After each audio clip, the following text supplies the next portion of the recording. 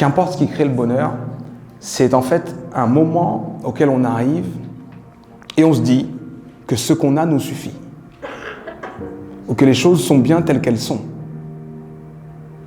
Dès lors où on se dit que les choses devraient être autrement, on ne peut pas être heureux. C'est pour ça que pour moi, j'aime rappeler que le bonheur, c'est cette capacité à dire merci.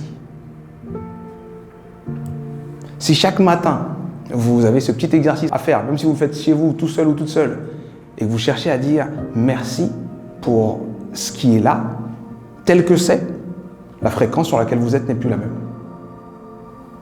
Parce qu'à ce moment-là, vous posez un regard sur votre vie sans chercher le manque. Et je vous parle de tout ça parce qu'en fait, une fois qu'on est dans cette fréquence-là, une fois qu'on est à cet endroit-là, la nature de tout ce qu'on crée, c'est la même. Pourquoi je vous ai demandé de chercher le jour le plus heureux au travail? Parce que vous vous rendrez compte que quand on est bien, certaines choses qui sont parfois de la maladresse, ou une incompréhension, ou de la mauvaise communication, ça passe juste comme ça. Imaginez-vous arriver au travail, un jour vous avez gagné au loto. Vous croyez vraiment que vous aurez autant de problèmes? Ben non, parce qu'on sait à quel point les choses sont comme on veut qu'elles soient. Pourtant le loto, ça veut rien dire. Le loto, ça veut pas dire grand-chose. Pourtant, tout de suite, j'ai dit loto travail. Ah bah oui, j'arrive. Vous vous rappelez de la pub là? Au revoir, président. Tout ça pour vous faire comprendre que, en fonction de l'état dans lequel on est, les expériences qu'on vit, c'est plus les mêmes. Et pour vous le prouver, posez-vous la question. Qui est prêt à perdre un bras pour gagner au loto? Qui est prêt à perdre une jambe pour gagner au loto? Voilà.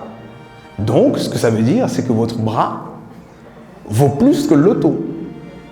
Mais le loto vous permet de supporter une journée où les choses ne vont pas forcément bien parce que vous vous dites « Ah, c'est génial ».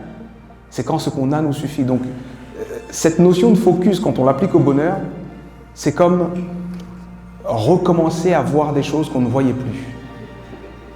Il y a des tonnes de choses dans vos vies que vous ne voyez plus.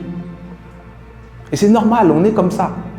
Par contre, il faut comprendre qu'on est comme ça et il faut poser son intention et se dire « Maintenant, je vais ouvrir mon esprit pour aller dans cette direction-là.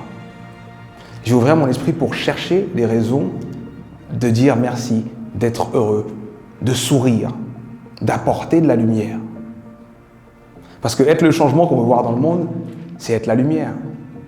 Qui n'aime pas un collègue lumineux qui encourage, qui sourit, qui complimente? Qui n'aime pas ce genre de collègue?